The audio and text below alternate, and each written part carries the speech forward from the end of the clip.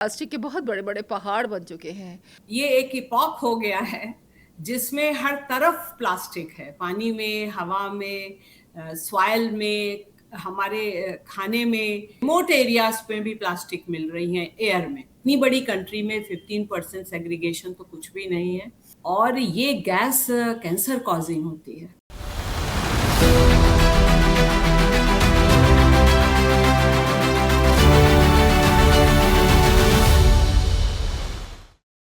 नमस्कार। डायलॉगस के सामाजिक विमर्श कार्यक्रम में आपका स्वागत है। मैं आपके साथ हूँ प्रीता। आज प्लास्टिक प्रदूषण की गंभीर समस्या के बारे में हम बात कर रहे हैं, और इस बारे में बात करते करते हमें बनारस हिंदू विश्वविद्यालय में प्रोफेसर रह चुकी प्रोफेसर मधुलिका अग्रवाल से बहुत ही महत्वपूर्ण जानकारी मिली है। प्रोफेसर मधुलिका अग्रवाल एक जानी मानी पर्यावरण वैज्ञानिक और वनस्पति विज्ञानी हैं। आप वर्ष 1984 से बनारस हिंदू यूनिवर्सिटी के डिपार्टमेंट ऑफ बॉटनी से जुड़ी हुई हैं। आप प्रोफेसर और सीनियर प्रोफेसर रहीं और बनारस हिंदू यूनिवर्सिटी में डीन, फैकल्टी ऑफ साइंस तथा हेड डिपार्टमेंट ऑफ बॉटनी सहित कई महत्वपूर्ण पदों पर आपने दायित्व निभाए हैं।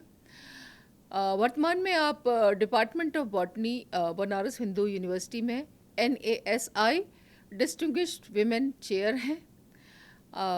आपका शोध मुख्यतः वायु और मृदा प्रदूषण पर है, जलवायु परिवर्तन पर है, ओजोन और CO2 के पौधों और कृषि पर प्रभाव पर भी आपने बहुत काम किया है। ग्रीन हाउस गैसेस पर और पर्यावरणीय तनाव पर आपका जो है काम बहुत ही अच्छा है। आपने लगभग 300 शोध पत्र लिखे हैं और 74 पुस्तक अध्याय भी आपने लिखे हैं, और 6 किताबें आपकी अब तक आ चुकी हैं। आपने 42 PhD के जो स्टूडेंट्स हैं उनका गाइडेंस भी दिया है। आप US फुलब्राइट फेलो रही हैं और UNESCO ROSTASCA young scientist award से आपको नवाजा जा चुका है। UGC नेशनल अवार्ड भी आपको मिला है एनवायरनमेंटल साइंस और इकोलॉजी के ऊपर। इसके साथ ही JC बोस नेशनल फेलोशिप के साथ आपको बहुत सारे सम्मान प्राप्त हुए हैं। आप INSA में, NASI में और NAAS में भी फेलो हैं, और वर्ष 2022-23 में NASI की जनरल सेक्रेटरी रही हैं। आज हम उन्हीं से पूछ लेते हैं कि प्लास्टिक कैसे हमारे जीवन पर, वातावरण पर और हमारी पृथ्वी पर किस तरह से प्रभाव डालता है। प्रोफेसर मधुलिका अग्रवाल जी, नमस्कार। नमस्कार। डायलॉगस के सामाजिक विमर्श कार्यक्रम में आपका बहुत बहुत स्वागत है। प्रोफेसर मधुलिका अग्रवाल, आप प्लास्टिक को केवल जो है सिर्फ ज़मीन पर और समुद्र को हम देखते हैं किस तरह से प्रदूषित करती रही है। आपने इस पर बहुत काम किया है, और आप बता सकते हैं कि किस तरह से इसका असर हमारी हवा पर, हमारी मिट्टी पर और हमारे डाइजेस्टिव सिस्टम पर असर करता है। जी हाँ, आपने बहुत सही कहा कि प्लास्टिक सिर्फ पर जो काम हुआ है, बहुत साइंटिफिक काम हुआ है अराउंड द वर्ल्ड। वो हम ज़्यादातर जो है पानी में ही हुआ है, जिसमें समुद्रीय पानी भी है और वाटरवेज, रिवर्स, लेक्स, ये सब भी पर बहुत सारा काम हुआ है।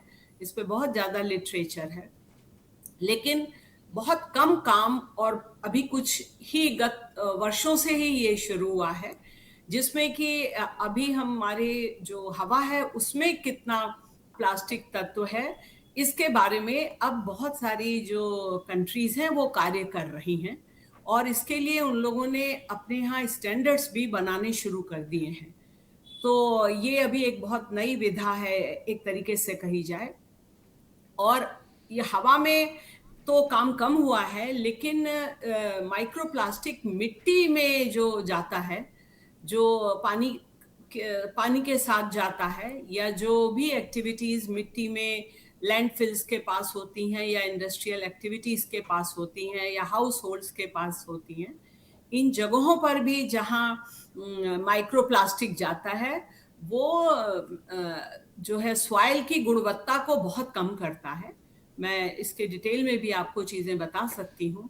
और सबसे जी। जो महत्वपूर्ण चीज है वो जी खाद्य तंत्र में यहीं से पहुंचता है। तो ये बड़ा चिंतनीय विषय है और आपने बिल्कुल सही कहा कि हर तरफ इसका असर है, सिर्फ समुद्र के पानी या वाटरवेज में ही नहीं है। जी। जी जी। ये जो आपने माइक्रो प्लास्टिक और नैनो प्लास्टिक की आपने बात की, इसकी बहुत चर्चा हम सुनते हैं। एक तरह का फैशन चल चुका है, बात बात में हम सुनते हैं कि माइक्रो प्लास्टिक्स हवा में घूम रहे हैं, मिट्टी में घूम रहे हैं। और हम दिल्ली में रहते हैं, चूँकि हम दिल्ली में रहते हैं तो मेरा खुद का भी अनुभव है कि लैंडफिल्स में बहुत प्लास्टिक पड़ा होता है, बहुत उसका रूप बदल चुका होता है, पर होता वो प्लास्टिक ही है। और यहाँ तक कि हमारे जो हमारी सीमाएं हैं, उन पर भी प्लास्टिक के बहुत बड़े बड़े पहाड़ बन चुके हैं। और वो पर्यावरण के लिए, मतलब मुझे लगता है कि बहुत गंभीर खतरा है। एज ए लेमैन, एक साधारण व्यक्ति होने के नाते मुझे लगता है कि बहुत गंभीर खतरा है उससे। आप विशेषज्ञ हैं, आपने पूरा अपना जीवन इसमें इस काम, इस अध्ययन पर, इस शोध पर लगाया है। तो प्रोफेसर मधुलिका अग्रवाल जी, आप हमें ये बताइए कि इतना जो नैनो प्लास्टिक या माइक्रो प्लास्टिक धरती पर हमारे आसपास मौजूद है, इसको हम किस तरह से इसका हम ख़त्म कर सकते हैं, इसको मिनिमाइज कर सकते हैं, या इसको हम अपनी मिट्टी या अपने आसपास से हटा करके हमारे लिए वातावरण को शुद्ध कर सकते हैं? देखिए, ये एक ऐसा विषय है जिसके लिए मैं आपसे एक ही बात कहूंगी कि अब जो है प्लास्टिसीन हो गया है।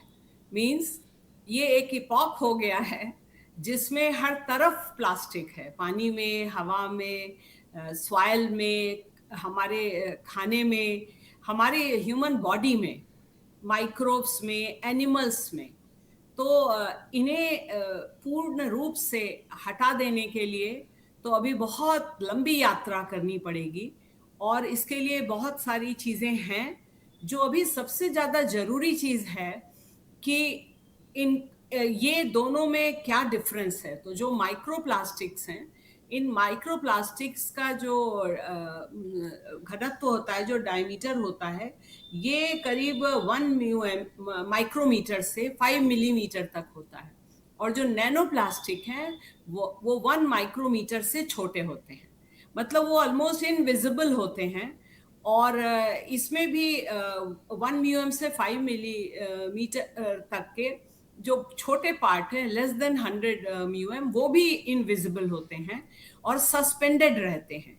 जबकि बड़े पार्टिकल्स जो हैं वो सेटल हो जाते हैं, चाहे सॉइल पर, चाहे वाटर बॉडी पर, चाहे पौधों पर, और चाहे श्वसन क्रिया के साथ वो ह्यूमन बॉडी में भी जा सकते हैं, हमारे स्किन पर भी वो डिपॉजिट हो सकते हैं। तो इनको हटाने के लिए तो अब हमारी एनजीटी ने भी 20 अगस्त 2024 को ही सेंट्रल पोल्यूशन कंट्रोल बोर्ड से कहा है कि आप इसके लिए एक रेगुलेशन बनाइए, क्योंकि ये रेगुलेटेड पोल्यूटेंट की श्रेणी में अभी भी नहीं है। और रेगुलेटेड पोल्यूटेंट की श्रेणी में कोई भी तत्व तब आता है जब हम उसकी मॉनिटरिंग करते हैं और जब हम उसका कैरेक्टराइजेशन करते हैं। तो अब इस चीज पर बहुत ज्यादा काम कर रहे हैं लोग कि हम कैसे मॉनिटर करें कि हमारे पार्टिकुलेट पोल्यूशन है, गैसेस पोल्यूशन है, इनमें से बहुत रेगुलेटेड हैं, तो इनकी मॉनिटरिंग हम कर पाते हैं। इसी तरह अगर हम माइक्रो प्लास्टिक और नैनो प्लास्टिक की भी मॉनिटरिंग करें तो हमको पता चलेगा कि हमारे यहाँ ये कितना है। कहा जाता है कि ऑन एन एवरेज एक ह्यूमन बॉडी में पूरे दिन में करीब करीब पर डे में 272, बहुत कम है, ये पोल्यूटेड इन्वायरमेंट जहाँ बहुत ज़्यादा है वहाँ के लिए नहीं है, माइक्रो प्लास्टिक पार्टिकल्स इनहेल किए जाते हैं।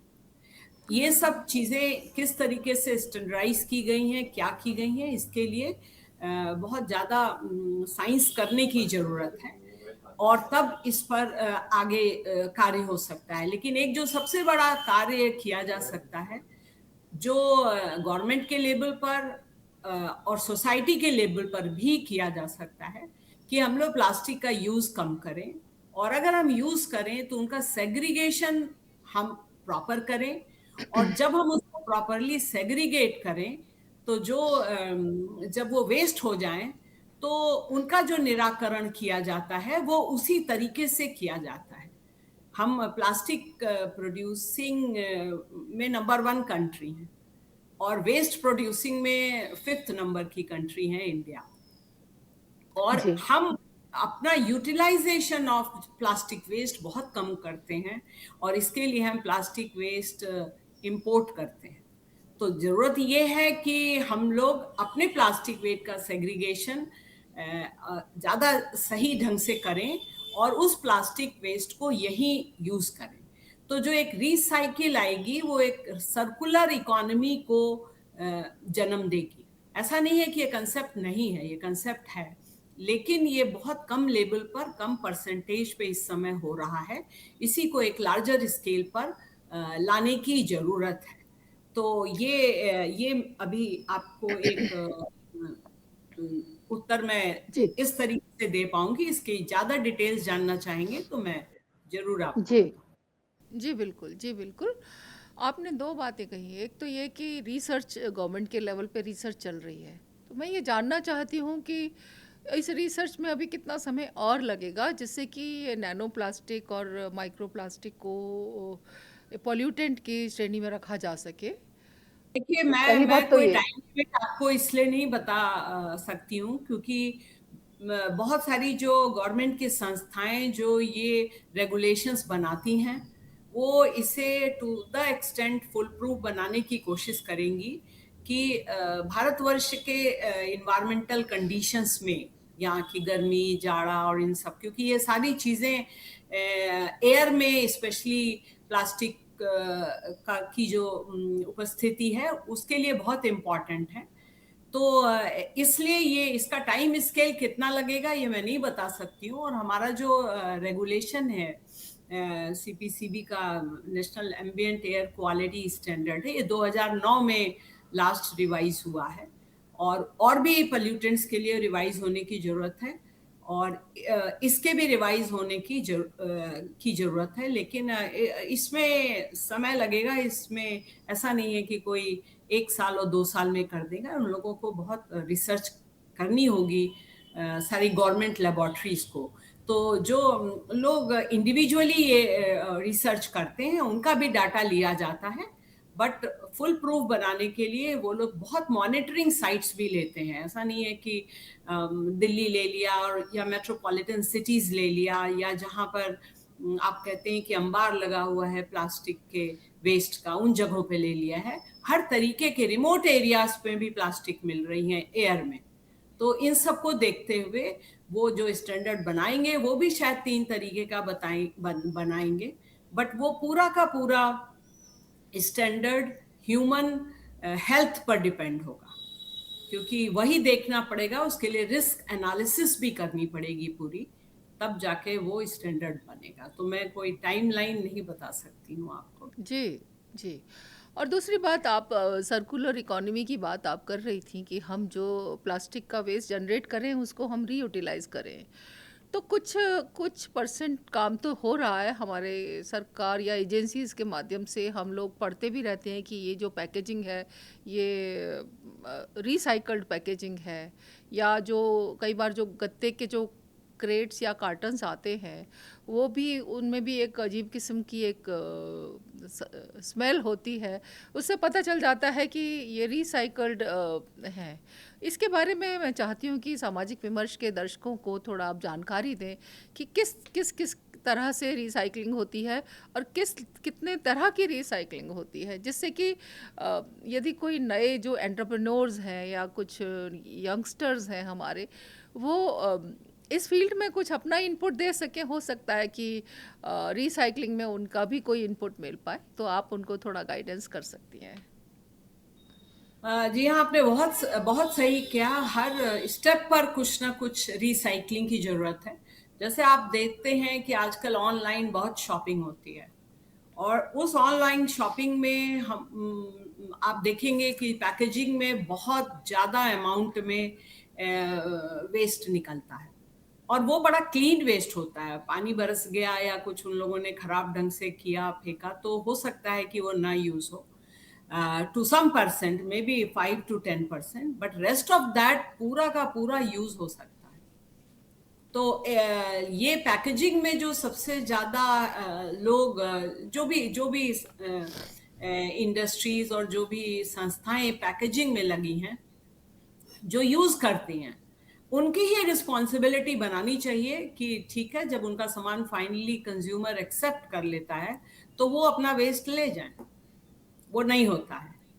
लेकिन कई बार ऐसा होता है कि उसको जो हाउस होल्ड के लोग होते हैं वो बहुत क्लीन रखते हैं। बहुत लोगों को मैंने देखा है। और वो लोग उसको जिनके यहाँ तो भाई इसका कलेक्शन होता है, वो भी मैंने देखा है एटलीस्ट मेट्रोपॉलिटन सिटीज में, जहाँ पर कि बड़ी बड़ी कॉलोनीज में वो कलेक्ट करते हैं, उनको भी देखा है। और हम लोग जैसे बनारस में हैं, इसमें भी हम लोगों ने देखा है कि अगर वो भी एक अलग ढंग से कलेक्ट करने आते हैं। और मैंने देखा है कि फिर वो उनको देखा है कूड़े वालों को या कबाड़ी के यहाँ उसको बेचते देखा है उनको। मैं बनारस की बात कर रही हूँ, नॉट किसी एक जगह की। तो वो रिसाइकलिंग में आ जाते हैं और प्रोबेबली वो वैसे ही नहीं यूज होते हैं, वो फिर किसी फॉर्म में कन्वर्ट किए जाते हैं और तब यूज होते हैं। तो अगर हम लोग इनको उसी फॉर्म में कर लें तो बहुत अच्छी बात है। सेकेंड, जो हमारे घरों में बहुत प्लास्टिक की बॉटल्स यूज करती हैं, क्योंकि इन्हीं ये जो मटेरियल है, इस मटेरियल की रिसाइकलिंग बहुत अच्छे से हो सकती है अगर हम इसको बॉटल का काम मतलब जो ड्रिंक्स की होती हैं, जो इतनी गंदी नहीं होती है, और गंदी हो तो उसमें जरा सा पानी डाल करके हम साफ करके रख लें और इसको भी कलेक्ट किया जाए। इसमें बहुत सारे ऐसे लोग आ सकते हैं जो इनको ही कलेक्ट करें। मैं किसी कंट्री का नाम नहीं ले रही हूँ, लेकिन मैं जानती हूँ कि लोग अपनी बोतल साफ करके कुछ कंट्रीज में जाते हैं और रिसाइकलिंग मशीन में डालते हैं। उनके सामने ही वो अपनी बोतलें डालते हैं। एट द एंड उनको एक कूपन मिलता है, एंड दैट कूपन वो they don't get cash out of it, but उतना उनके बिल में से माइनस हो जाता है। तो बहुत सारी ऐसी चीजें हैं। इसके लिए कुछ लोगों को आगे आना पड़ेगा और इस तरीके की सुविधा क्रिएट करनी पड़ेगी। और इस सुविधा के लिए चाहे वो स्टार्टअप के माध्यम पर, और कुछ इस तरीके की चीजें कहीं कहीं हो रही हैं, मैं किसी का नाम नहीं ले सकती हूँ यहाँ पे, बट ऐसा नहीं है कि ऐसा बिल्कुल नहीं हो रहा है हमारे देश में, लेकिन इसको बहुत एक लार्जर स्केल में होने की जरूरत है। Secondly, house hold. मैं बनारस के बारे में आपको बता सकती हूँ कि मुझको एक रेड, एक ग्रीन और एक इस तरीके के बकेट्स दी गई इन द बिगनिंग, और कहा गया इसमें ये रखिए, इसमें ये रखिए, इसमें ग्लास की चीजें रखिए, इसमें प्लास्टिक रखिए। ठीक है, ये चला, लेकिन कुछ दिनों के बाद ऐसा नहीं चला। सब कुछ जो वेस्ट हम अलग करके मेहनत करके भी रखते थे, वो वेस्ट एक ही जगह चला गया। तो ये नहीं चलना चाहिए। अभी भी हमारे देश में कुछ सिटीज हैं जो नंबर 1 कहलाती हैं, वहां भी मैंने सेग्रीगेशन देखा है। तो नंबर 1 इसीलिए है कि they do something very good with this segregation. तो हमारे पास हैंड्स कम हैं। हम बहुत लार्जर स्केल में पूरी सिटी को ना कवर करें, बट एटलीस्ट उन लोगों को करें जो जो जो कॉलोनीज जो हैं, जिनके हर घर से कूड़ा उठता है, और वो लोग ये सेग्रीगेशन दें। तो ये इसमें हमें जो हमारी सिविल सोसाइटी है उसका बहुत बड़ा रोल मानती हूँ मैं। तो जहाँ भी जाती हूँ, जिस स्कूल में जाती हूँ, उन बच्चों को भी इस बात को कहती हूँ और इस बात को हमेशा कहती हूँ। बहुत सारी ऐसी चीजें हैं। मुझे बहुत अच्छा लगता है अगर कुल्हड़ में पानी और कुल्हड़ में चाय मिलती है। कुछ लोग नहीं पीते हैं, वो कहते हैं कि इसमें है तो धोया जा सकता है।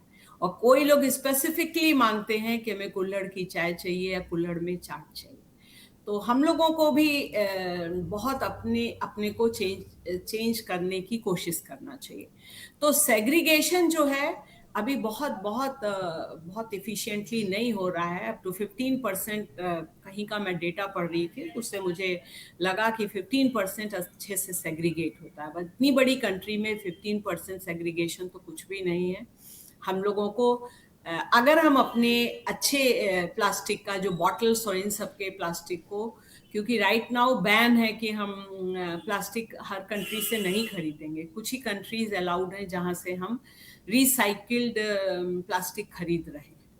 और तो उन रिसाइकलिंग की जो डिमांड है, if not 100%, to a major extent, अगर हम अपनी कंट्री से कर सकें रिसाइकिल, तो हम इसको जरूर कर सकते हैं। तो let us start with bottle और some this kind of thing, and then of course हम लोग आगे बढ़ सकते हैं इस पर। जी। आपकी बात से मुझे 2 बातें समझ में आई हैं।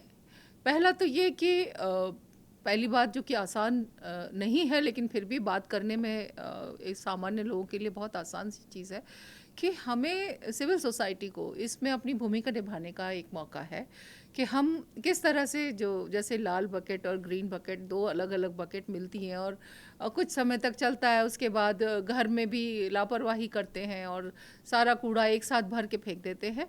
और अगर हम लोग अलग कर कर के भी दें उनको, तो वहाँ जो डिपॉज़िट होता है, जो कूड़े को जो सेग्रीगेट करने वाला व्यक्ति है, वो अपनी लापरवाही में इकट्ठा कर देता है, फिर उसको अपने बेयर हैंड से, नंगे हाथों से वो एक-एक करके करता है।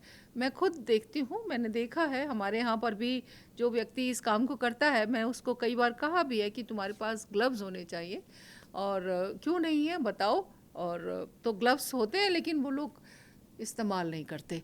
तो एक तरह से हाँ, हाँ, हाँ, हाँ, तो ग्लव्स इस्तेमाल नहीं करते। साथ में हम घर के अंदर बहुत से लोग काम करते हैं, कई बार स्टाफ भी काम कर रहा होता है, घर के लोग जो परिवार के लोग हैं वे भी काम कर रहे होते हैं, तो उनकी ज़िम्मेदारी बन जाती है। ऐसे में ये एक तो स्वतः स्फूर्त ज़िम्मेदारी है जो हमको खुद से आनी चाहिए। लेकिन यदि हमको खुद से उस चीज़ में ज़िम्मेदारी नहीं आ पाई है अब तक भी, तो क्या किसी इंस्टीट्यूशन के लेवल पे या सरकार के लेवल पे कुछ ऐसा किया जाए, जैसे आप बता रही कि आप स्कूल के बच्चों को स्टूडेंट्स को आप समझाती हैं कि ऐसे गीले कूड़े को, सूखे कूड़े को, प्लास्टिक को, सबको अलग अलग करके आप फेंकिए। तो कुछ ऐसा होना चाहिए हमारे ऑर्गेनाइजेशंस के लेवल पे, सरकार के लेवल, या आदेश होने चाहिए कि समय समय पर चेक्स रहें, ताकि लोग फिर से लापरवाही के लूप में ना चले जाएं बार बार। तो इस बारे में आपकी एक बात तो मुझे ये समझ में आई है, इसके ऊपर गवर्नमेंट्स क्या कर रहे हैं? मतलब हम लोग खुद से कितना करेंगे? इतने 130-35 करोड़ लोग हैं हम लोग कितना करेंगे? क्योंकि ये चीज़ एक समाज का एक आईना है जो हमें आईना दिखा रहा है, और अब से नहीं दिखा रहा है ये। क्योंकि पहले तो लोग भी कम थे, जनसंख्या भी कम थी, और एक दौर चल रहा था, हमारा देश आगे बढ़ रहा था, समझ रहा था चीज़ों को, जब हम लोग आज़ाद हुए। तो तब में और अब में तो बहुत फ़र्क आ गया है। तो इसके बारे में आप क्या कहेंगे? पहली बात तो ये है। दूसरी बात आपने जो मुझे कही थी कि जो हम खुद से जनरेट करें, ये जो स्टार्टअप्स की बात हम कर रहे थे, कि कुछ एंटरप्रेन्योर्स ऐसे आए जो इसको करें, तो गवर्नमेंट के कुछ रूल्स एंड रेगुलेशंस इसमें होने चाहिए। उनको ज़्यादा सब्सिडी हो या ज़्यादा इंसेंटिव्स हो, इसके ऊपर कुछ ऐसी मशीनें बने कि जो भी प्लास्टिक हम जनरेट कर रहे हैं, उस प्लास्टिक के कचरा जो हम जनरेट कर रहे हैं, उस कचरे को न सिर्फ हम क्रश करके हम रिसाइकल फॉर्म में, और उनको तो कैश वाउचर दे दें, पर उसका हम रीयूज़ हमारी सरकार कैसे करेगी, उसको सरकार कैसे लेगी, या हम उसमें से क्या बनाएंगे? तो इस बारे में बहुत सोच विचार करने की ज़रूरत है। मैं तो एक सामान्य बुद्धि से इस बात को कह रही हूँ। तो आप क्योंकि विशेषज्ञ हैं इस क्षेत्र में, इस विषय पर, तो हमारे दर्शकों का थोड़ा इसमें गाइडेंस दीजिए। जी, आप अगर हमारी उस समय की बात करें जब हमें स्वतंत्रता मिली और जब हम आगे बढ़े, तो एक जो सबसे बड़ी चीज़ है जिसकी कमी हो गई है कि अरे हम अकेले तो नहीं कर रहे हैं ना, हमारे अकेले से क्या होता है? स्वतंत्रता ऐसे नहीं मिली थी। तो मैं कभी भी नागरिकों का जो एक महत्वपूर्ण योगदान हो सकता है, उसे कभी भी कम नहीं करना चाहती हूँ। मैंने स्वतंत्रता कैसे मिली वो तो नहीं देखा है, लेकिन मेरे पिता एक स्वतंत्रता सेनानी थे, जेल में बहुत समय उन्होंने गुजारा। तो मुझे बहुत सारी चीज़ों का एहसास है। दूसरी सबसे बड़ी बात है कि जहां पर ये बेस्ट प्रैक्टिसेस अच्छे से काम कर रही हैं, उन बेस्ट प्रैक्टिसेस में गवर्नमेंट का भी योगदान होता है, लोगों का भी योगदान होता है और सबका योगदान होता है। और है बेस्ट प्रैक्टिसेस, महाराष्ट्र में भी हैं, मध्य प्रदेश में भी हैं, कई जगह हैं बेस्ट प्रैक्टिसेस जहां जहां ये हो रहा है। सबसे ज़्यादा जो खराब स्थिति है वो हमारे मेट्रोपॉलिटन सिटीज़ की है, जहां पर कि बस कूड़ा कूड़ा का अंबार आप सभी अपने यहाँ के जो वेस्ट साइट्स हैं, गाजीपुर है और सब कुछ है वहाँ पे देख रही हैं, वो बढ़ता जा रहा है और कहा जाता है कि 2002 में या कभी वो अपनी कैपेसिटी से ऊपर हो गया। तो अब ऑफ कोर्स हमें साइट्स दूसरी खोजनी चाहिए। सेम चीज बनारस में है, जो इनका एक प्लांट है, वहाँ पे ये सेग्रीगेशन करते हैं और वेस्ट टू एनर्जी पे भी काम करते हैं। मैंने अपनी आंखों से देखा है, मैंने बहुत जगह और जाके नहीं देखा है, लेकिन वेस्ट टू एनर्जी के लिए हैं ये टेक्नोलॉजीज हैं।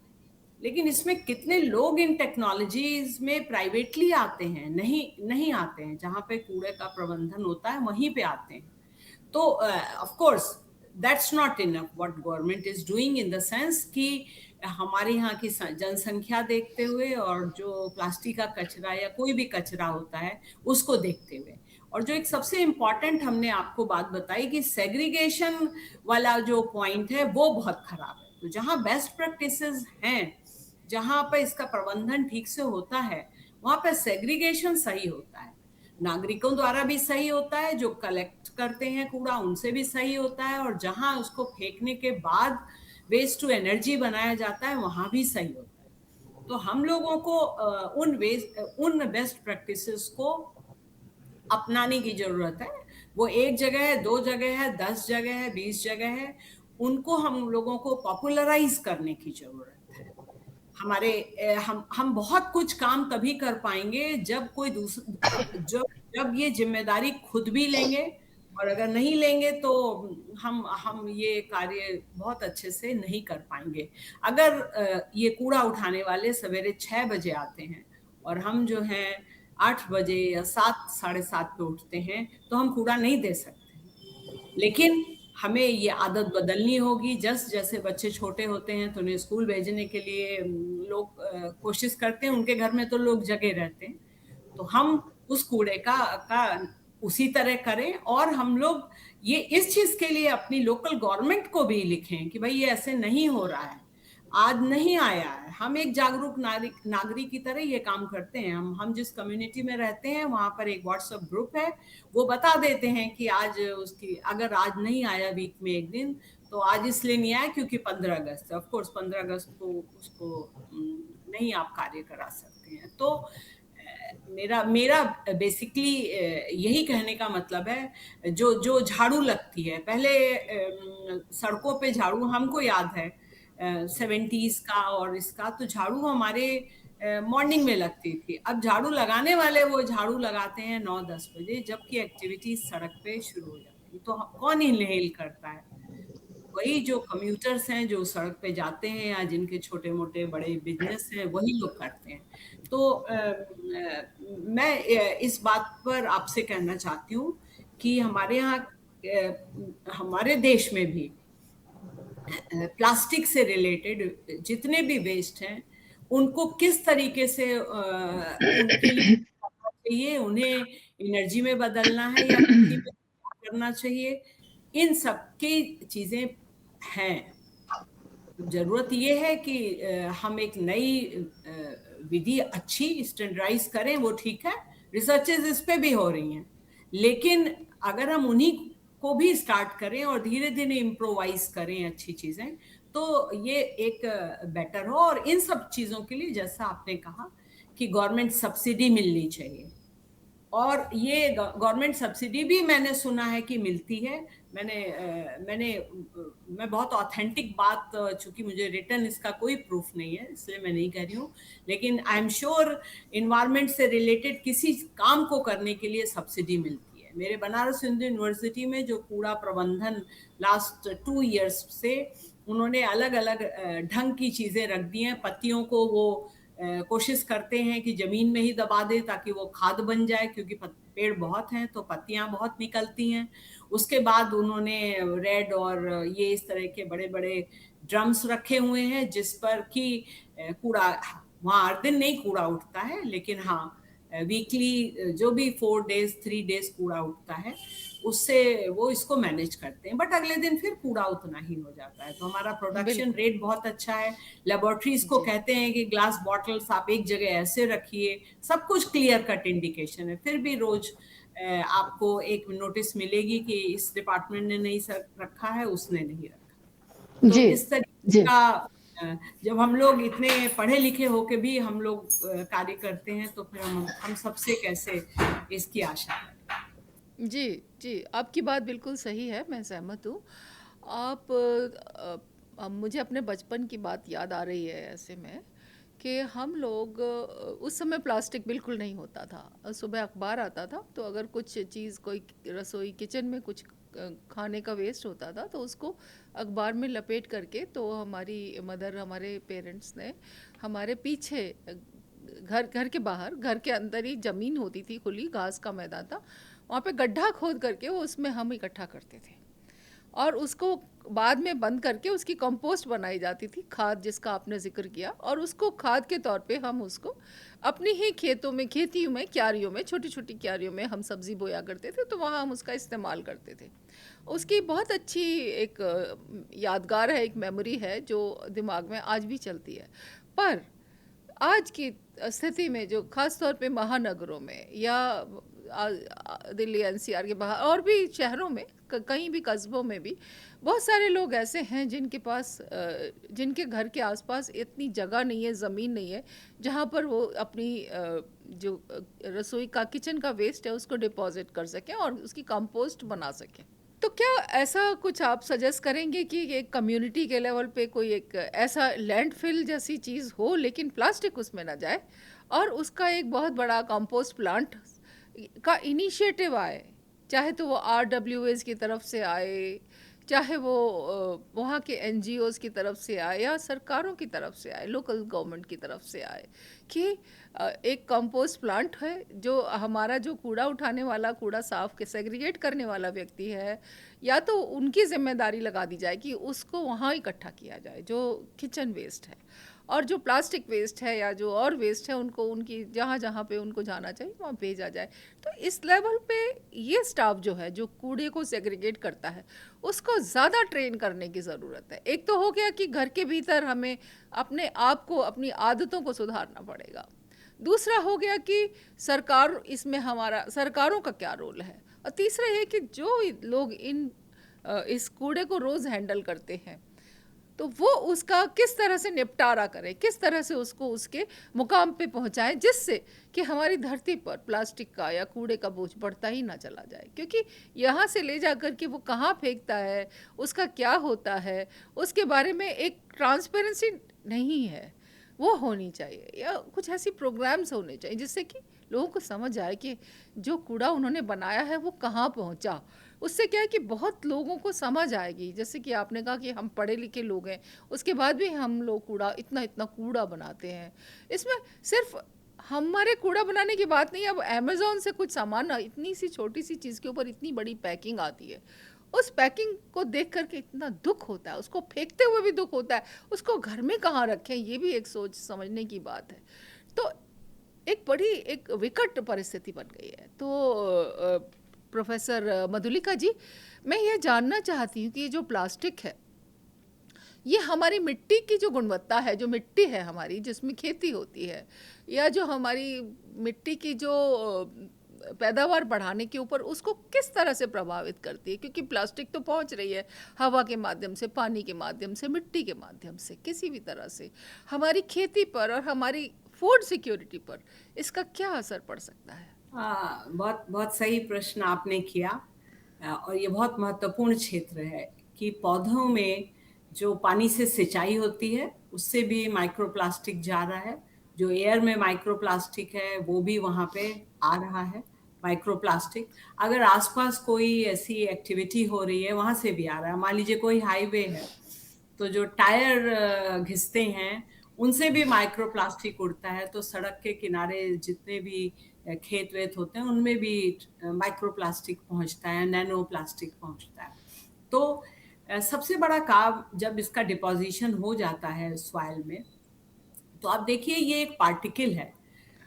सॉइल जो हमारा है वो बहुत पोरस सिस्टम है, आप पानी डालिए तो वो तुरंत नीचे जाता है। जब ये प्लास्टिक के कण छोटे से छोटे, नैनो और माइक्रो, उसके बीच में रहते हैं, तो ये उनके पोर्स को क्लॉग कर देते हैं जो सॉइल में होता है, और ये नीचे जाने की जगह सरफेस रन ऑफ होने लगता है।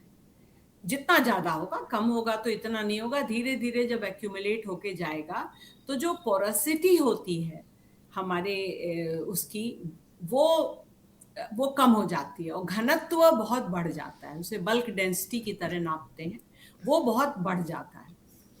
और सॉइल में बहुत सारे माइक्रोब्स रहते हैं और वो सारे माइक्रोब्स को एयर चाहिए होती है।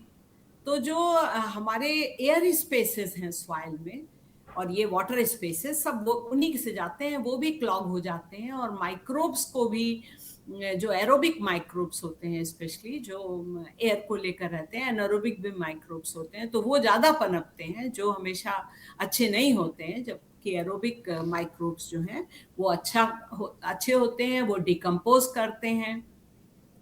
तो जो एक मोटे तौर पे मैं आपको बताना चाहूंगी कि हमारे पानी को भी कम करती हैं इस तरीके की चीजें, क्योंकि पोरोसिटी कम हो जाती है तो ज्यादा देर तक पानी होल्ड नहीं कर पाते हैं। और दूसरी सबसे बड़ी बात है कि इन्हीं के पानी के माध्यम से जो जड़ें हैं वो पानी के माध्यम से ही न्यूट्रिएंट को पौधे के अंदर लेती हैं। तो जब न्यूट्रिएंट ही नहीं जा पाएगा, पानी इतना नहीं सफिशिएंट रहेगा, तो न्यूट्रिएंट की कमी उस पौधे में हो जाएगी। तो आप कितना भी यूरिया डाल दीजिए, आप कितना भी कोई न्यूट्रिएंट कहिए कि हम डाल रहे हैं, लेकिन रूट्स उतना न्यूट्रिएंट नहीं ले पाएगी, और जब नहीं ले पाएगी न्यूट्रिएंट तो उसके पौधे का विकास जो है वो अच्छा नहीं होगा। एक फोटोसिंथेसिस की प्रोसेस होती है, प्रकाश संश्लेषण की, उसमें पौधों की जो लीफ होती हैं वो खाद्य पदार्थ बनाती हैं सूर्य की एनर्जी को लेकर। तो साइंटिस्ट ने ये दिखाया है कि फोटोसिंथेसिस जो है वो पौधों में कम हो गई है जहां पर माइक्रोप्लास्टिक लेवल हाई है सॉइल में। तो हमारे खाद्य की उत्पादकता पर भी ये असर डालती है, न्यूट्रिशनल क्वालिटी पे भी असर डालती है। और एक जो सबसे बड़ी बात है वो ये है कि इन प्लास्टिक को बनाने में बहुत सारे केमिकल्स का यूज होता है, जो जिनमें कई भारी धातु होती हैं, जिसमें लेड सबसे ज्यादा इंपॉर्टेंट है, वो ब्लैक एक प्लास्टिक होता है। उन सब में कुछ जो केमिकल्स यूज होते हैं, वो केमिकल्स भी इन प्लास्टिक के माध्यम से पौधों में जाते हैं। तो हैवी मेटल पोल्यूशन होता है, न्यूट्रिएंट साइक्लिंग पर असर होता है, मृदा की क्वालिटी पर असर होता है, और जो माइक्रोबियल कम्युनिटी उस सॉइल की उत्पादकता को बढ़ाती है, उस पर भी बहुत हानि होता है। तो जहाँ भी जिस भी अगर दो खेत हम किसानों के लिए जिनमें कहीं माइक्रो प्लास्टिक पोल्यूशन बहुत ज्यादा और कहीं नहीं हो, कम हो, तो आपको उनकी उत्पादकता पे भी लोगों ने दिखाया है कि बहुत फर्क पड़ता है, 10%, 12%, 8%। और ये सब डिपेंड करता है कि कौन सी क्रॉप लगी है, कुछ क्रॉप पे ज्यादा असर पड़ता है, कुछ क्रॉप पे कम असर पड़ता है। तो ये एक अच्छी चीज जी। नहीं है। और सबसे बड़ी बात है कि जो भारी धातु इन पौधों के माध्यम से जाती है, चाहे वो ग्रीन वेजिटेबल्स हो, चाहे कोई वेजिटेबल हो, या इवन ग्रेन हो, व्हीट का और राइस का, तो वहां जा करके भी ये वहां से जब वो खाया, मनुष्य खाते हैं या एनिमल खाते हैं, तो उनके अंदर चली जाती है। तो ये पूरा पूरा एक फूड चेन बन जाता है, फूड वेब बन जाता है, जो फिर हटाना और कम करना बहुत मुश्किल होता है। और इन सब से बहुत सारी जो गैस्ट्रो इंटेस्टाइनल डिजीजेज हैं उन पर असर पड़ता है, क्योंकि ये सब हमारे डाइजेस्टिव ट्रैक से चलती हैं और फिर ऑफ कोर्स वहाँ से ब्लड स्ट्रीम में आके और जगहों पे जाती हैं। तो ये अच्छी चीज़, और इन पर बहुत रिसर्च हो चुका है और हमारे देश में भी हो चुका है, और बहुत जगहों पे जहाँ पहले आइडेंटिफाई ये हुआ है वहाँ, जैसे आप जानते होंगे, शायद सुना होगा कि सी फूड्स में सबसे ज्यादा माइक्रो प्लास्टिक्स पाए जाते जी, हैं। जी, जी, जी, तो इसी बिल्कुल। तरह यहाँ भी हम लोग सोचते हैं कि हम पालक खा रहे हैं, लीफी वेजिटेबल है और ये है और वो है, उसमें कौन सी भारी धातु इसके थ्रू आई है ये सब हम नहीं जानते हैं। तो जी, ये एक बहुत चिंतनीय विषय है, जिसके लिए हम बिल्कुल। सबको सोचना चाहिए, तभी हम उपाय के करीब पहुंचेंगे। जी, अभी हाल ही में 2000 अभी 2-3 महीने पहले दिल्ली में एक रिसर्च का एक रिपोर्ट आई है कि दिल्ली की 200 से ज़्यादा मछलियों के ऊपर रिसर्च किया जिनमें हर में माइक्रोप्लास्टिक मिला है। उनके पेट में मिला है, उनके गिल्स में मिला है, उनके स्किन में मिला है, उनके इंटेस्टाइन्स में मिला है, और उसी प्लास्टिक को हम खाते हैं। ख़ास तौर पे एक मछली होती है, तिलपिया करके उसका नाम है, उसमें बहुत प्लास्टिक है, जिससे हम लोग हमारे दिल्ली के लोग दिल्ली की मछलियों को खाते हैं। और सभी मछलियों में माइक्रो प्लास्टिक, नैनो प्लास्टिक मिल ही रहा है। तो फूड चेन, जो फूड वेब का एक पार्ट बन गया है, एक बहुत ये इसका इससे हम किस तरह से छुटकारा पाएं, ये बहुत ही गंभीर और चिंतनीय विषय है। तो प्रोफेसर अग्रवाल जी, मधुलिका जी, आप प्लास्टिक के कचरे को, आपने देखा होगा कि प्लास्टिक के कचरे को सुबह के टाइम पे कोई जला देता है, कहीं पे कोने, गली आरे के कोने पे, गली के कोने पे कोई प्लास्टिक, छोटे छोटे को, पहले के वक्तों में तो टायर भी लोग जला दिया करते थे। सर्दियों में लोग आग तापने के लिए लकड़ी के साथ साथ प्लास्टिक की चीज़ें इस तरह से जला देते हैं, तो बहुत आम बात है ये। पर इससे जो निकलने वाला जो धुआं है, या इससे जो धुएं में जो विषैले तत्व है, क्योंकि उसकी जो गंध आती है उससे तुरंत पता चल जाता है कि किसी ने टायर जला दिया, तो इससे मिट्टी में और हमारे स्वास्थ्य पे बहुत असर पड़ता है। तो इसके ऊपर दो तीन तरह से काम हुआ होना चाहिए। एज ए लेमैन मैं जानना चाह रही हूँ कि एक तो मतलब इसको ये जलाना ही गलत है, नहीं जलाया जाना चाहिए। दूसरा, हमारे जो ट्रिब्यूनल्स हैं या हमारे जो पर्यावरण का डिपार्टमेंट है वो काम कर रहे हैं। तीसरा, मेडिकल रिसर्च इस पर चल रही है, इसके प्रभावों को रोकने के लिए, नलिफाई करने के लिए, न्यूट्रलाइज करने के लिए वहाँ से भी कुछ काम हो रहा है सरकार की तरफ से। कुछ मेडिकल फील्ड में भी कुछ काम हुआ होगा कि कैसे रोका जाए, क्योंकि आम बात है, रोज़मर्रा की ज़िंदगी है, धुआं उठता है प्लास्टिक जलाने से। और ये इसको हम कैसे, इसका हम समाधान निकाल सकते हैं?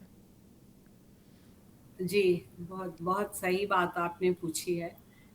तो जो ये प्लास्टिक जलाते हैं या जो ये टायर जलाते हैं, एक इसमें बहुत ड्रेडेड गैस निकलती है, डाइऑक्सिन, और ये गैस कैंसर कॉजिंग होती है। तो सबसे पहली बात तो प्लास्टिक को जलाना नहीं चाहिए। जो जो हमारे रेक पिकर्स हैं वो ज़्यादा अच्छे हैं कि वो गंदी और कैसी भी चीज़ों को इकट्ठा करते हैं और फिर वो उसको बेच के कुछ पैसे पाते हैं। तो उनका उनकी भूमिका ज़्यादा अच्छी है। और जो सफाई कर्मचारी हैं, अगर वो झाड़ू लगा करके और पत्तियों और सबके साथ जला देते हैं, तो पत्तियां भी नहीं जलानी चाहिए, क्योंकि ये सब भी बायोमास बर्निंग भी बैन है। लेकिन हाँ, वो जलाते हैं, उनको, लोगों को, जो आते जाते लोग हैं उनको रोकना चाहिए कि आप ये कार्य ना करें। और हो तो आजकल तो सबसे अच्छा है, इतनी सारी रील बनती हैं, रील बन बन के भेजते रहें लोग कि ये कर रहे हैं। उस डिपार्टमेंट को सीधे जा कर के मतलब जो रील सिर्फ किसी ऐप पर लोड होती है, उन रील पर नहीं, जो लोग सुने और कुछ कार्रवाई करें, ऐसे लोगों को के यहाँ पर इस तरीके की चीजें जानी चाहिए। और मैं फिर से एक बात कहूंगी कि मैं जिस कॉलोनी में रहती हूँ, वहाँ इस तरीके की चीजें होती हैं, तो कूड़ा जलाना एक सबसे बड़ी चीज उन लोगों ने बंद कर दी है। तो डायोक्सिन गैस जो है, इस पर बहुत काम इंडिया में भी हुआ है, और बहुत सारी रिसर्चेज हुई हैं कि इस लंग कैंसर का एक बहुत बड़ा कॉज है ये गैस। और ये बहुत बहुत कम मात्रा में ही गैस बहुत स्ट्रेस कॉज करती है, और जिससे कि म्यूटेशंस और इस तरीके की चीज़ें सेल में हो जाती हैं, एंड देन वो लंग कैंसर का काम होता है। ये माइक्रोप्लास्टिक तो अगर थोड़ा बड़ा होगा तो अपर रेस्पिरेटरी ट्रैक में रुक जाएगा, बहुत पतला होगा तब जाकर के लोअर इस पे करेगा। बट अगर ये गैसियस फॉर्म में पहुंच गया तो ये तो जाना ही जाना है आपके एल्यूवियोलर और लोअर ट्रैक में, और वहां जाकर के जब ये डिपॉजिट होगा तो ये फाइब्रोसिस कॉज करता है, बहुत कुछ ऐसी चीजें काम करता है। And the last stage is of course it has a great effect on the cells of the lung. तो इसको जलाने का कार्य तो बिल्कुल बंद कर देना चाहिए, और इसके लिए सरकार की तरफ से एकदम लिखा हुआ है कि एकदम बंद कर दो। लेकिन वो हाँ जी, लिखने बिल्कुल। में जो एग्जीक्यूशन होता है और किस तरीके से उसकी मॉनिटरिंग होती है, वो बात करने के लिए तो हम लोग यहाँ नहीं है। वो बहुत स्ट्रांग होना चाहिए मॉनिटरिंग, और जो पकड़े जाएं उनके साथ उस तरीके का मतलब उनको जिस भी तरह समझाएं, दंड दें, जो व्हाटएवर, उस पे मैं बहुत कुछ एडमिनिस्ट्रेटिव जी, नहीं हूं तो नहीं कह पाऊंगी। इसमें इसमें ये हमारी कुछ समस्या ही है हमारे लोगों के साथ में, कि जहाँ पर ये बोर्ड लगे, साइन बोर्ड लगे रहते हैं नो पार्किंग का, तो वहाँ पे पार्किंग ज़रूर मिलेगी, गाड़ियाँ बड़े बेकार तरीके से वहाँ गाड़ियाँ क्रैम्प तरीके से लगी रहेंगी, तो निकलना मुश्किल होता है, ना तो गाड़ी निकल सकते हैं ना हम निकल सकते हैं। या जहाँ पर ये ख़ास तौर पे लिखा जाता है कि यहाँ पे पत्तियाँ जलाना मना है या प्लास्टिक जलाना मना है, जहाँ बोर्ड लगे रहते हैं वहाँ पे अक्सर ऐसा देखा कि वहीं पर ये कहीं कोने में एक जगह पे जल रहा होता है। और ये भी देखा है कि पार्क के बाहर एक बोर्ड लगा रहता है कि dogs on leash are allowed only from 7 AM to 7 PM, इस तरह से। और वहीं पर जो है कुत्ते हैं जो बिना लीश के हैं, जो वहाँ पल रहे होते हैं, वो वहाँ सो रहे होते हैं या बैठे होते हैं। तो हम एक क्या संदेश दे रहे हैं एक हमारे जो छोटे बच्चे हैं जो बड़े हो रहे हैं उनको, या कोई जो पर्यटक हैं जो टूर बाहर से आते हैं, विदेश से आते हैं हमारे यहाँ पे देखने के लिए, तो हम क्या संदेश दे रहे हैं कि हम किस तरह का समाज है कि हम इंस्ट्रक्शंस लिखते हैं, हम सरकार की तरफ से प्रतिबंध बताते हैं और फिर हम ही उनको तोड़ते हैं, उनका विरोध करते हैं। एक बड़ी विरोधाभासी सी स्थिति नज़र आती है। तो इसके लिए मुझे लगता है कि आप सही हाँ, कह रही हैं। सामाजिक। यही एजुकेशन अगर आप हाँ, बहुत सारे डेवलप्ड कंट्रीज में देखिए तो यही हाँ। एजुकेशन जिस कंट्री का बहुत अच्छा गया है, क्लीनिनेस हुँ, मेंटेन रहती है। हुँ, और प्लास्टिक तो आपको नहीं दिखेगा, और हुँ। उनके उनके मार्केट में भी प्लास्टिक नहीं देंगे। यहाँ पर सिंगल प्लास्टिक बैन है, लेकिन लोग अपने झोले लेके नहीं जाएंगे, और अगर एक जी। सब्जी वाला जो प्लास्टिक रखता है उससे ले लेंगे, जिस जो नहीं रखता है उससे नहीं लेंगे।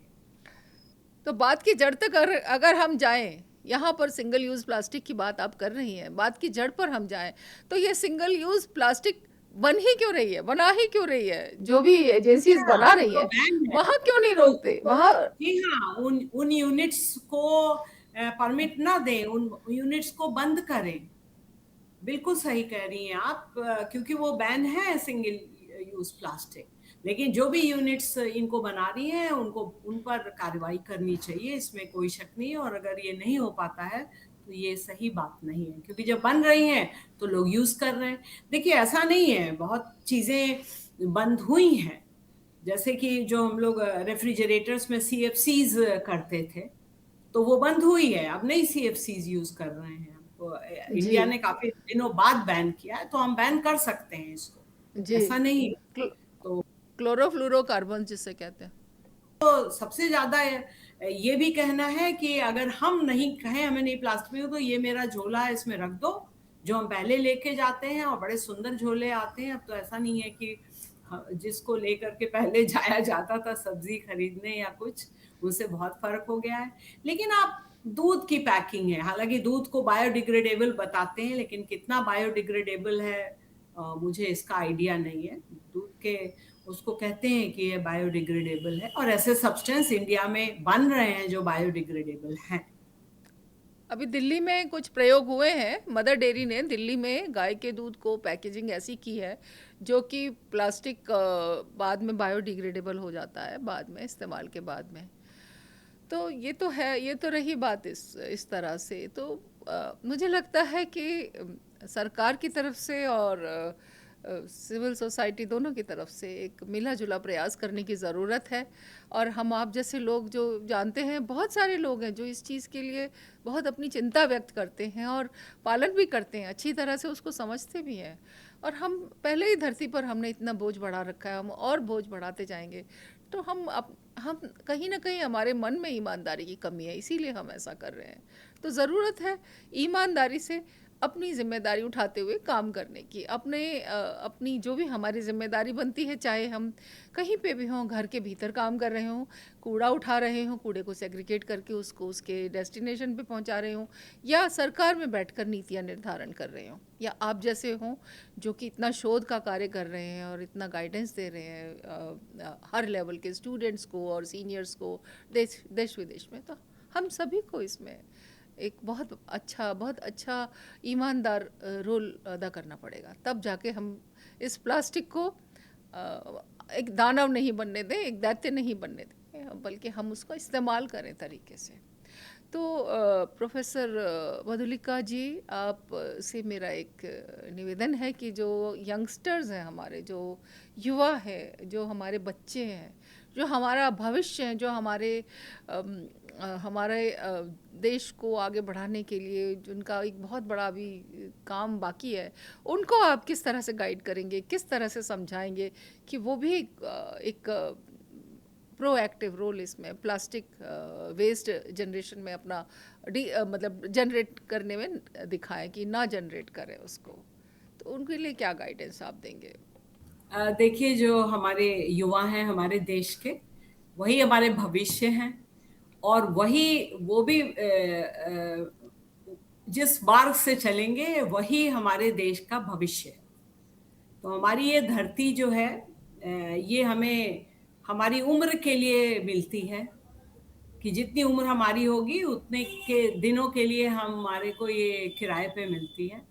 तो ये हमसे अपेक्षा की जाती है कि जब हम अपनी उम्र को पार करें तो हम इस धरती को या चीजों को उसी तरह लौटाएं जैसे हमको मिली थी। तो किसने पीछे क्या किया या नहीं किया से दूर होकर के हम एक संकल्प लें कि हम अपने जीवन में प्लास्टिक का यूज कम से कम और सिर्फ जरूरत पड़ने पर करें। अगर हम उसको अपने पर्सनल यूज में कर रहे हैं तो हम ये जिम्मेदारी लें कि हम उनका सेग्रीगेशन अच्छे से करें, और हम कोशिश करें कि जो हमारा सेग्रीगेटेड जो प्लास्टिक का कचरा है, सभी कचरा उससे दूर करके हम प्लास्टिक के कचरे को करें। और हम ऐसी यूनिट्स का पता करें शहरों में जो जहाँ पे ये प्लास्टिक को यूज किया जाए। हम जब खरीदने सामान जाएं तो हम एक एक बैग लेकर के अपने साथ जाएं। जैसे अभी तो बड़ा सही हो गया है कि ना हमें कोई पैसा लेके चलना है, कुछ नहीं लेके चलना है, मोबाइल लेके चलना है और आपको पेमेंट करना। हम कितने खुश हैं इससे। तो हमारी ये भी जिम्मेदारी है कि हम कुछ लेकर चलें और जो सामान उससे खरीदें उसे हम अपने अपने बैग में रखें और हम जो है उसको लेके आए। और प्लास्टिक का कोई दे तो उससे भी मत लें और उसको कहें, उसको नहीं अच्छा लगेगा, हमको पता है, किसी और को।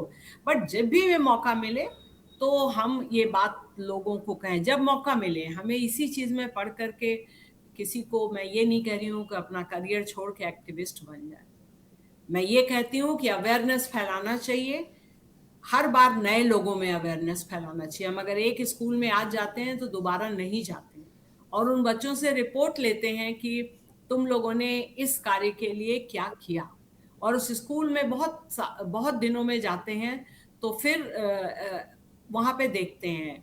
हमारी कई विज्ञान अकादमी है जिसके कि हम फेलो हैं, उसके थ्रू भी बहुत सारे एक्सटेंशन वर्क हम लोग गांव के स्कूल्स में, आदिवासी एरिया जो मिर्जापुर सोनभद्र है, वहां भी जाकर के इस तरह के कार्य करते हैं।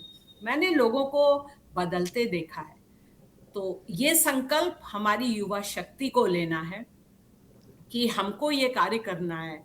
मैं उसमें एक्सपर्ट हूं या नहीं हूं, मुझसे भी ज्यादा एक्सपर्ट हैं, इसलिए कि उनके पास चैट जीपीटी, उनके पास गूगल, उनके पास बहुत कुछ है। नॉलेज तो उनके पास इतनी ज्यादा है जो मेरे पास भी नहीं होगी।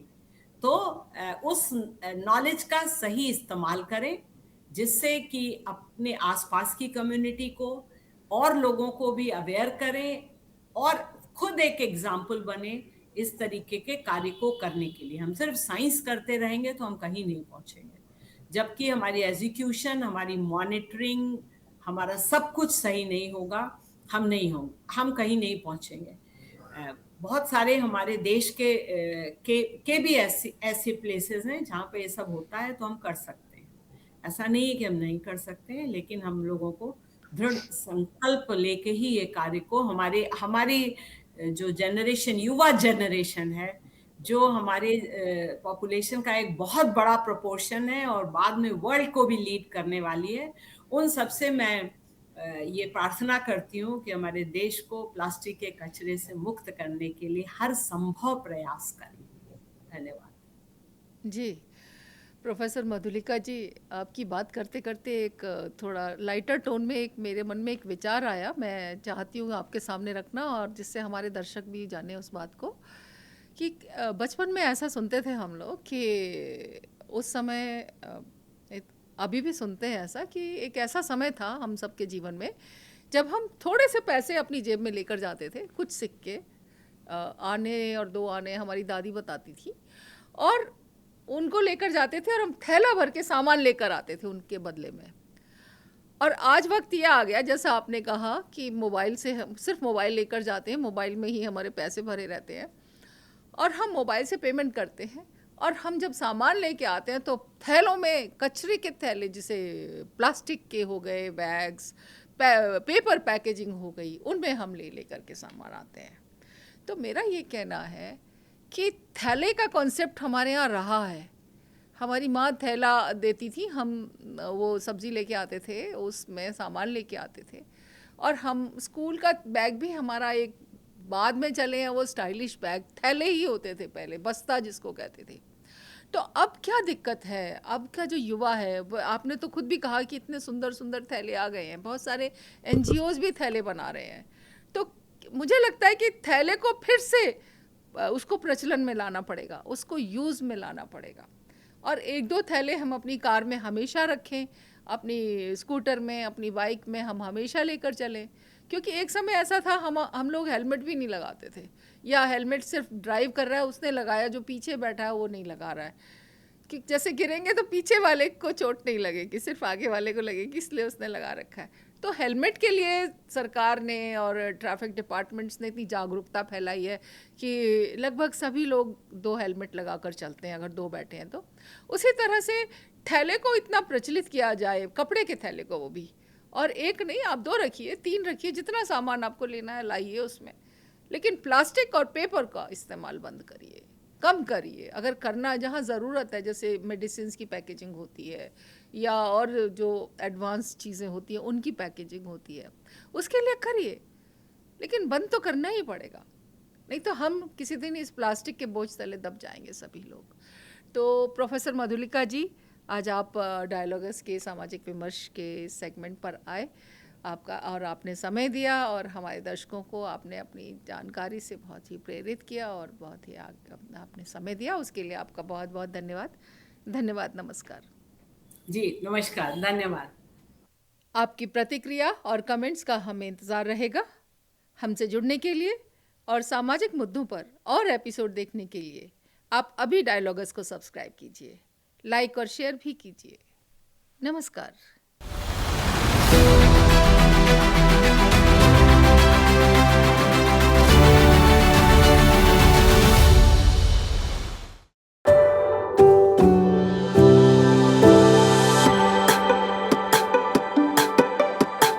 Every book has a journey, and every author has an untold story. Behind every powerful book lies curiosity, courage, and countless conversations. Discover them all on Books and Banter, a Dialogus Digital original series.